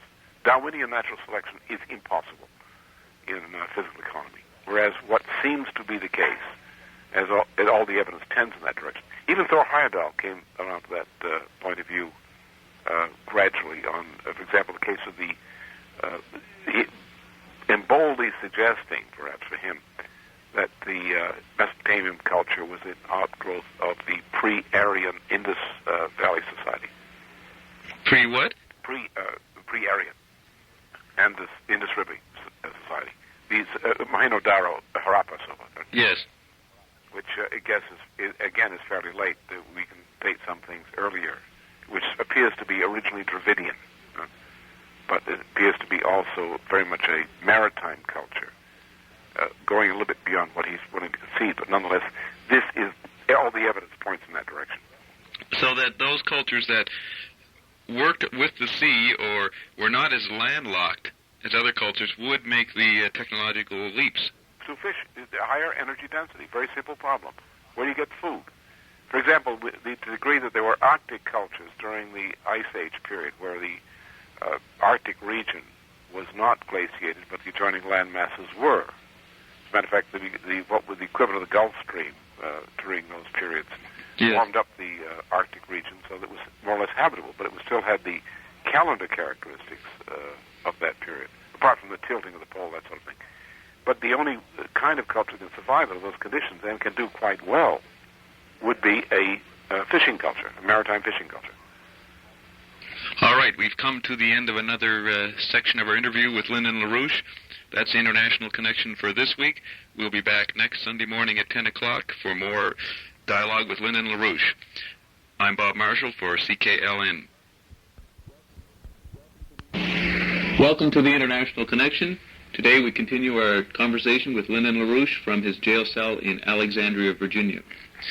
Mr. LaRouche, I'd like to go into some miscellaneous topics. Could you explain to our audience of the significance of the person Fritz Kramer over the last 40 years? Well, Fritz came to the United States from Germany in 1938 approximately. Came under various kinds of suspicion at various points, but did emerge during the course of the war and after it as a significant intelligence specialist. Was at one point, according to Fritz's own account, that Henry Kissinger was picked out of the mud of a replacement depot in Louisiana. Yes. And selected to become Fritz's translator jeep driver for the Oberammergau U.S. intelligence unit in the occupation period. Kramer then went on to the Defense Department, where he sat for years as a high-level permanent official, sorting out the mail, more or less, and from an accomplishment job, reading the mail, so to speak, and piecing together what was going on in the world, and playing a significant hand in the shaping of some careers of some people, including Henry's at one point, Alexander Haig's, and others. So he's retired a few years back, has a Swiss chalet that he repairs to, comes back to the United States, and is still a man of some influence, or diminishing influence today. Wasn't he personally connected to some oligarchic families himself? Yes, he pretends to be connected to Prussian and other families in Europe, but with fellows like that, I wouldn't take that testimony at face value. He's a bit of a braggart. Yeah. And he's an unquestionably an influential fellow and important in that sense. But I think he exaggerates his own importance considerably. But he was important in determining policy. In influencing policy, yes, very important. As sort of a little spider sitting in his nest, spinning webs. And the cumulative effect of his spinning these webs and the sponsorship he had in spinning webs over the years added up aggregately to a significant influence. Kissinger, I think, at one point owes a great deal to him. Yes. So I think Fritz would tend to exaggerate how much Kissinger owes to him. Haig undoubtedly owes a great deal to Kramer, and probably might be inclined to more. In that case, Fritz wouldn't exaggerate so much. But he was no question influential, extremely so. Well, did he have a conscious plan in his policies to help the Anglo-Soviet Trust and things like that? I would say that Fritz is essentially an Anglophile, a very special type. I don't think most people in the United States or Canada would really understand this phenomenon, because you have to know a good deal of German history. Yes. In Fritz's case, to understand this kind of Anglophile, how it breaks down. Because there are various degrees of Anglophilia in German history. For example, the Kaiser Wilhelm of World War I was very pronounced Anglophile. Yeah. So he hated some of the he hated Edward, for example. I think he liked King George V. But so one would have to know that this is tied to a very specific interest in Britain, and he was promoted that, or he decided to commit himself to making himself useful to that particular Anglo-American current. Yeah, this is Kramer. Yes, right. All right, now, did you know that Peter Drucker was one of the people who sponsored him in the 30s? I think I do with something like connection. I don't know the Drucker thing in detail. I couldn't testify to myself. Yeah, he, if you want to check it out, he wrote a book called Adventures of a Bystander in 1979, where he talked about his helping Kramer, they were old college buddies in Frankfurt, bringing Kramer over in the 30s. He did. Yeah, I knew something about Drucker. I knew Drucker from another standpoint, from the management philosophy standpoint, as opposed to this one. But Yeah, I didn't know he had some connection. You didn't know that. But Drucker is an example of, you would consider him an opponent, his worldview. Drucker was a very intelligent fellow. He is a Frankfurt influence, particularly ISR type of influence. Who? The Institute for Social Research, which is called the Frankfurt School, was very influential. And Drucker was a very intelligent fellow. He wasn't stupid, and unfortunately many people in the management consulting profession are just plain stupid. But he would be an adversary in one sense, but after coming out of a day's work or a month's work with some very stupid, ordinary thoughts of management consultants, Drucker would be refreshing. He Yes. was an adversary because he wasn't stupid. Yeah. All right. I'd like to are you familiar with the William Torbett document? I know. Yes, I am, but I wouldn't say. You haven't read it. I've read it, but I'm not. That's a very complex document. Yes. To say one understands it, to say one has read it is simple. To say one has understood it is something else again.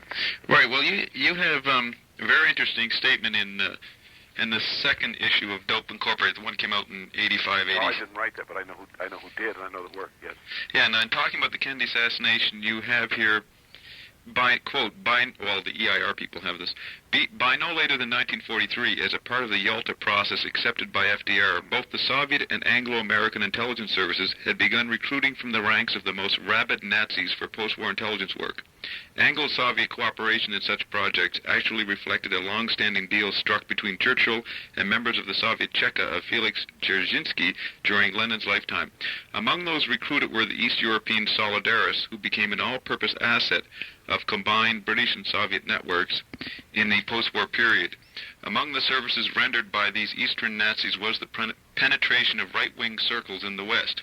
Now it goes on to say that this Solidarist gang, which is named in the Torbett document, was one of the factors, probably around George de Mohrenschildt, in the Kennedy assassination. Right. That's all substantiated. Yeah, you would agree with that part of the Torbett document. Where I have a problem with this thing is the motivation. With what thing? For the Kennedy assassination and the Torbett books. Oh, the problem with the Torbett document. You're right. Where I have a problem with this is not with the facts, because I've gone over very closely the work of Judge Garrison and many others. Yes. And we've done some independent work and have obtained independently some primary evidence on the matter so that we know something about it. Has it been published? It's been reflected in the editions of Dope Inc. All right. Including that one. We have some holographic material from some of these people which helped us to track the network to show that it actually did exist. What's holographic material? In the handwriting of some of the conspirators. Oh, I see. Okay. It was given to us actually by some people who didn't want to hold it because it was too hot. Yes. And we said, we're crazy, we'll hold it. So we used it. But the point is, was Kennedy killed because he was John F. Kennedy, or was President Kennedy killed because he was president? That's the problem. And that's right. And I lean to the second one. Because he was the president. That's right. He happened to have the misfortune of being the president at the time, which is the primary reason for it. Right, and also the effect of television at that point was to make the president seem quite an important, charismatic character, and do you think the ruling forces were threatened by the image? The project was, particularly after the agreements which were reached in London between Bertie Russell and Khrushchev's crowd in 1955 into the second and third Pugwash conferences of 1958.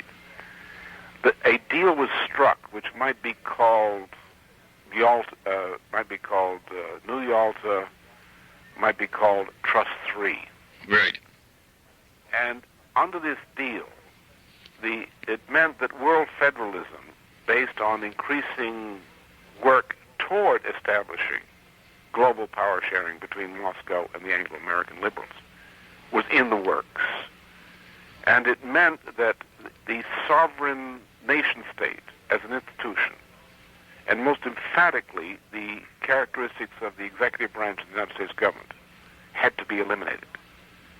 So that though John Kennedy's administration did a couple of good things, my direct knowledge is that John Kennedy's administration was no good and did some very nasty things. For example, John Kennedy's sponsoring of the space program was very good. The investment tax credit was very good, very useful, very important. I would fight for those things today. Yes. And I'm obliged to credit the Kennedy administration with doing that. But from a standpoint of Western national security and from the standpoint of Kennedy's contributions to it, I think there's a large myth that Kennedy was, in a sense, a security risk. But how was he security risk? Well, he was very soft on the Soviets. Oh, I see. Partly, I think, out of maybe personal cowardice. I don't know. Or maybe because he was a playboy and Averell Harriman and some other fellows were steering him. And McGeorge Bundy, yes, Kissinger's sponsor of the period.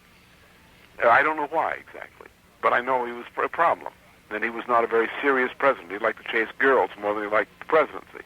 But being president enabled him to chase more girls. Right. So that he became president at the time when this move by the Trust 3 was beginning, and that's where he was unfortunate. Yeah, it was reflected in the so-called spirit of Camp David under Eisenhower. The abortion of that in the U-2 incident, in the Paris breakup, where Khrushchev blew up the negotiations with Eisenhower. No, that broke up the Trust 3? Well, no, it broke up the U.S. governmental motion in that direction. Then Kennedy came in. The Kennedy administration was actually a step toward. That is, the Cuba Missile, the Cuba Bay of Pigs, the Berlin crisis, the Cuba Missile crisis, were not really the Soviets, nasty old Soviets, or somebody taking the U.S. by surprise. These were all a case of calculated weakness and pre-agreement within sections of the U.S. establishment with Moscow. The myth of the Berlin crisis. Berlin crisis happened because the Kennedy administration had agreed to it, to the partition of Berlin in that way. Well, you know, this thinking that you're laying out here agrees a lot with Dr. Peter David Beater. Have you... Oh, I know him. You met him? I never met him, but Peter Beater? Yes, I know him. Yeah, I know David Goldman was a friend of his. Well, sort of. Dave has met a lot of people. But, no, Peter Beater was... He'd often pick up things that are fairly important. But, no, I know that firsthand from the people on the scene. Yeah, he says generally that was basically his scenario, is that there was a secret agreement between the Rockefellers and the Bolsheviks. Well, that's true, but this was much more specific. This involved the George Bundy. Yes. It involved the Vienna meeting where Khrushchev personally, physically terrorized John Kennedy in the other room. He threw him against the wall just to demonstrate, to play psychological games with Kennedy. And Kennedy capitulated. That as a result of that, the U.S. intelligence knew that Khrushchev was bluffing, that the East Germans did not do that on their own. They were ordered to by Khrushchev personally. They knew that Khrushchev was bluffing. They knew that if the United States called the bluff, Khrushchev would back down. I see. Kennedy personally, the White House, the Kennedy White House ordered all information to that effect to be suppressed and not transmitted out of Germany. Adenauer, in his biography, refers to this. Then also, at the same time, it was known about the Khrushchev putting virtually two-thirds of the Soviet nuclear missile capacity at that time in Cuba. That was known. Yeah, that's what Dr. Beater says, yes. There was a treaty to that effect already signed. It was known at the time of the Berlin crisis. And it was because Kennedy signed on to allowing Gorbachev to pull off the bluff in Berlin that the deal... Gorbachev? You mean Khrushchev? Khrushchev, rather. Yeah. The same thing. Yeah. That the missile deployment occurred. I don't know why Kennedy decided to call the shot on the missile crisis the way he did, but I know that it was not Moscow that blinked. It was the United States that blinked in the Cuban Missile Crisis. So there were forces. I mean, Kennedy even said there was a government behind his back. There was this group behind him that was orchestrating a lot of these crises. Yeah, it was essentially, it's not unknown who they are. Well, the Rockefellers, would they be part of them? I think the Rockefellers, that's where it would get off Peter a bit on with my own view, is that I think that's exaggerated. Yes, the Rockefeller interest is very specific. I know the thing. I've done a lot in exposing it. And David Rockefeller is certainly no friend of mine. Yes. But I think that misses the point because it makes it too narrow and makes it too linear. Right. In other words, it's the idea of the Fondy. It's a group of associates. There's a social formation to the effect that no one individual or no one individual group determines the group. It's the interplay within the group that determines what the group does. Right, and that's why they can't put the finger on who killed Kennedy, those kind of things. They can't. More than that, I think it was the problem is more than that. When you organize an assassination of that type for the President of the United States, a conspiracy which operated on the scale of which that thing operated. Remember, the killing of Kennedy enveloped and overlaid efforts to assassinate Charles de Gaulle. Yes. The same operation, in effect. Yep. So it's a vast conspiracy. Now, when you get a vast conspiracy, what makes the conspiracy work is a lot of deception within the conspiracy and a lot of exploitation of the particular motivation of people who are drawn into playing particular roles. So that if you interrogate somebody and say who pulled a trigger and say, why was the President of the United States killed? Why'd you shoot him? This fellow might have a motive. He might simply say, because I was paid to do so. Yes. Or somebody else might explain a motive. That might have been the motive for their behavior or the induced motive. That doesn't mean that's why the thing happened. So that it comes to a question, the people who planned this, and this was, I don't think I should name it on the air, yes, but the people who planned this were functioning at a very high level. So they knew what they were doing, unlike people on a lower level who may not have known fully what they were doing, apart from the killing. And even some didn't know they were involved in the killing. Say that again? They knew that they were destabilizing the institution of the presidency of the United States. You just said those people in the low levels didn't know what they were... They didn't know the full implications of what they were doing. They knew what they were doing, but they didn't know what somebody else intended this to lead to. Yes. And what they were doing was destabilizing, particularly with a cover-up, the Warren Commission cover-up.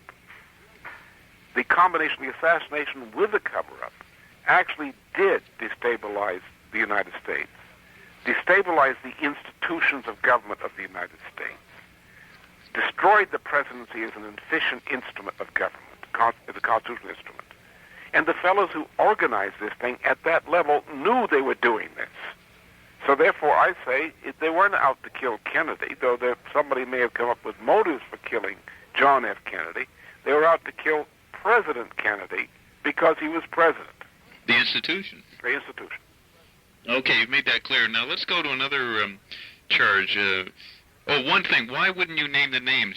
You are careful, even though you're in jail and people have been harassed. No, we're very careful because two reasons. First of all, it's a very sensitive issue. Yeah. It's not easily understood. It's complex, yeah. Right? And it would not be useful to name the names in a certain way because it would be misunderstood. Right, okay. Now, as usual, through the last 15 years, you've been called anti-Semitic, your group. Now, I'd like to, you even had the Israeli government protecting you, but here is a quote from a book, How to Defeat Liberalism, and William F. Buckley, where you say, Nixon's 1960s practice is often misinterpreted as a trend toward deals with the Zionist lobby. Since such a description implies, however wrongly, a view of Jewish Americans generally, the term Zionist lobby is a dangerously misleading term unless emphatically qualified. Mm-hmm. That's almost like how you explained this thing about the Kennedy assassination.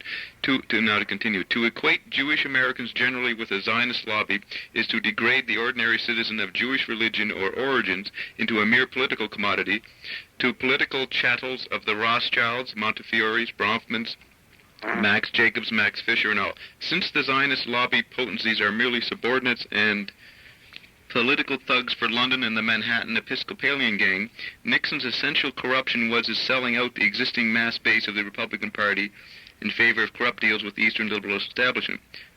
Then it just goes on. Now, the point is, to clarify how you... I've read other places where you say the right wing is mistaken in how they emphasize the Zionist lobby. Yes, exactly, because it's a much more complicated phenomenon.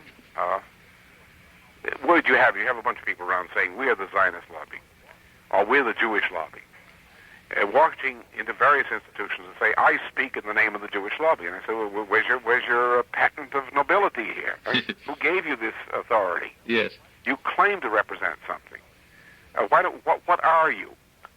So it's a bit of fakery. Now, there's some people who are ardent Zionists, but there are many kinds of Zionism. So which kind of a Zionist are you? Yes. I mean, one kind of Zionist will kill another kind of Zionist. So don't tell me you represent both equally. Yes, and That's the fractionalism in Israeli politics. It's also throughout the world. You have a lot of people who are avid Zionists and will remain so as long as they're not compelled to live in Israel. All right, so what would you like to say about the charge of your anti-Semitism? It was just simply something cooked up. According to Canon West of the Cathedral of St. John the Divine, who told us about this before it happened, he said that we're going to tie them up in Jews. This is direct quote. Who's he referring to? He's referring to us. That he's going to tie you up in Jews? Yeah, well, the point is, remember, it's very credible. That is because we were having a fight with on financial issues. Yes. And with some of the Order of Malta. And he said, well, we're going to deal with this by tying them up with Jews. He's a bit of an anti-Semite, among other things. Yes. He's a very powerful figure. But we knew how credible this was, because the Anti-Defamation League, apart from being largely an offshoot of Meyer Lansky's mob, is through the Sterling National Bank, which is Meyer Lansky's bank. Yes. Was a creation of the Moore family at Chicago. It was created by the Moores, the family of Bishop Paul Moore in Chicago. It was created as an anti-German propaganda organization of the Teddy Roosevelt anti-German variety before World War I. Yes. And then was moved later to New York, where it became part of Meyer Lansky's operation, and they attached it to B'nai B'rith as a fifth wheel or something of that sort. And so actually we knew that the Moore and his interest did control the ADL. So, and this was started by the ADL in May of 1978, together with a operation by the Heritage Foundation and the Mont Pelerin Society, all starting the same operation at the same time, under the same sponsorship. So the anti-Semitic charge was the charge which was used by the ADL. Others used other charges. But when you say they tied you up with Jews, you mean they wanted to associate you? No, they wanted to get us into a brawl with the ADL. Oh, that's what they mean. The ADL at us in such a way as that we would, their fight with us would be covered by a distracting operation. The anti-Semitic thing, I see. That's right. It was to distract attention from the real issue. It's what Churchill called, the technique that Churchill called during World War II, the bodyguard of lies. Yeah. And the ADL, the Mont Pelerin Society, and the Heritage Foundation, all controlled by the same people, were used to constitute the bodyguard of lies. All right. Now, which is a smokescreen. That's right. Yeah. Now, another major, the main thing used in the media is that many people think that you made the outrageous statement that the Queen pushes drugs. Well, now, I've read your literature, and I know it's more complicated than that. How would you explain that to my audience, what you mean?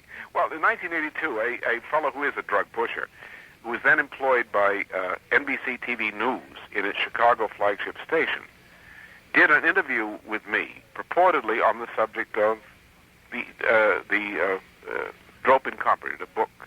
Dope Incorporated, yes.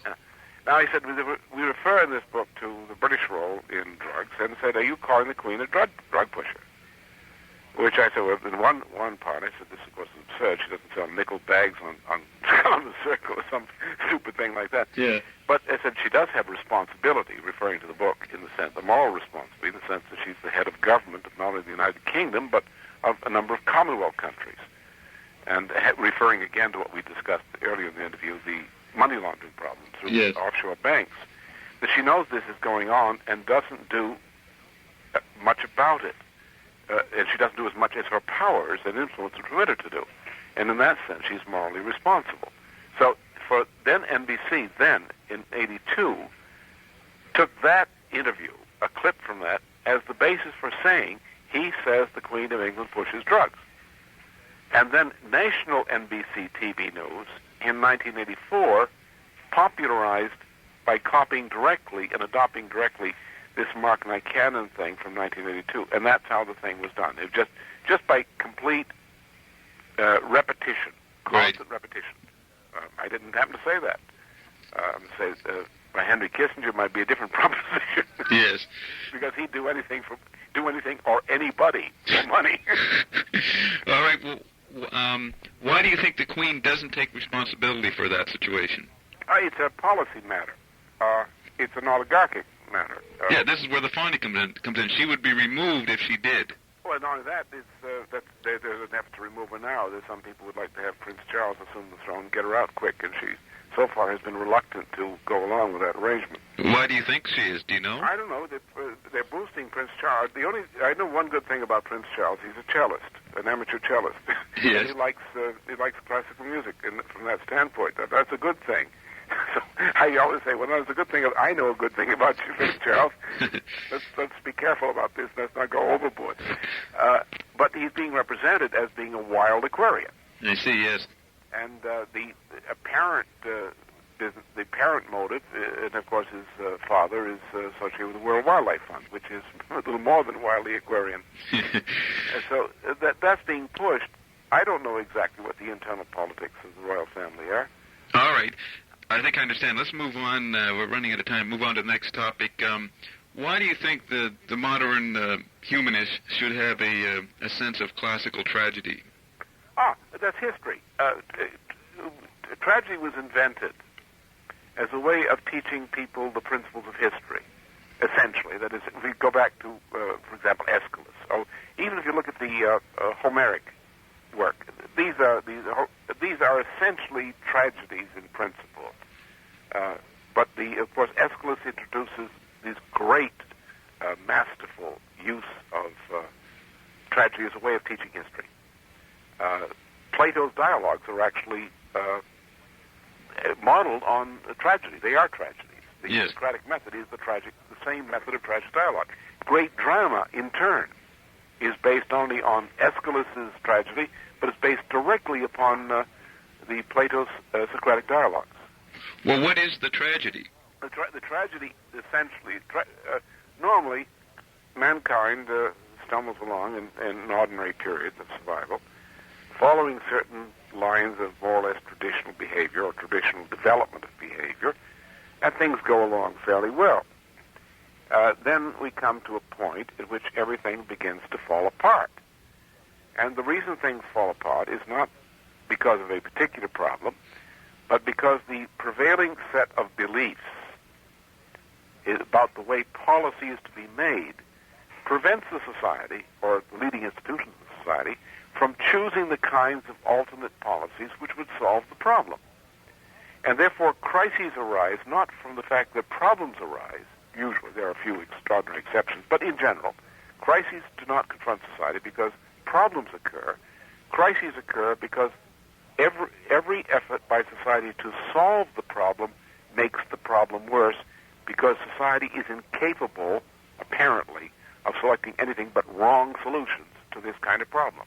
I see. That is the definition of tragedy. A person gets in a situation, it's like the goldfish swimming, dumped out of a small bowl, dumped into a quite habitable and comfortable larger pond. And the goldfish, for a while, tends to swim in circles. So mankind, or the individual in history, the individual tragic figure in history, habituated to respond in a certain way, is dumped into a situation where a different kind of behavior is required, of which the individual is capable, potentially, but which the individual refuses to do. All right, I understand that. Now, just to end off, do you like any part of jazz music, since you grew up in that period? Oh, not particularly.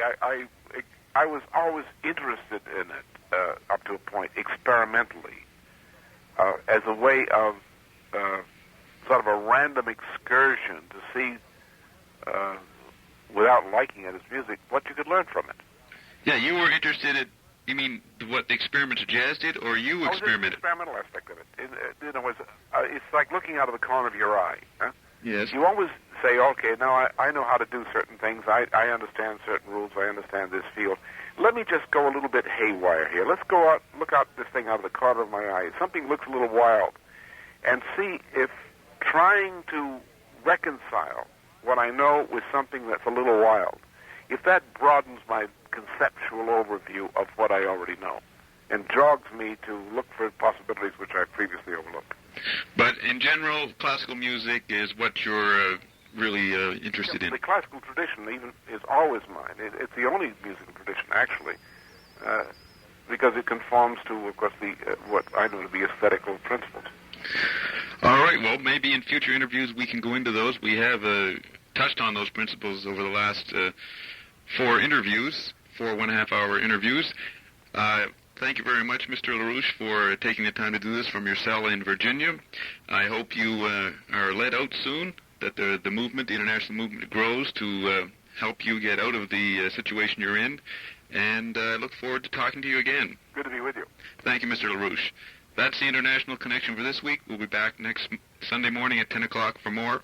I'm Bob Marshall for CKLN.